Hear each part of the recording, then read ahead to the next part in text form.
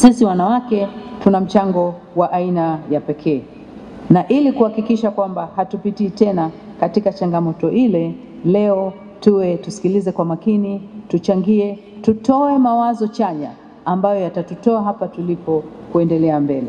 Ninafahamu kama nilivyokushasema, mada zitatueleza vizuri, zitatoa mwanga kwa yale ambayo kama jamii tunatakiwa tuyafanye kwa pamoja, ili tuhakikishe nchi yetu inakuwa salama, ili tuhakikishe hatupati tena doa ambalo tumelipata ile siku ya tarehe 29. Si utamaduni wetu, si hulka yetu, wala sio maisha ambayo sisi Tanzania tumekuwa tukiishi, yaliyotupatia sifa kubwa duniani, Tanzania kisiwa cha amani na utulivu. Tufanye kila liwezekanalo kurejea tena katika nafasi yetu ambayo itaifanya Tanzania iendelee kuwa nchi kiongozi katika swala la amani, utulivu na maendeleo. Tanzania oye!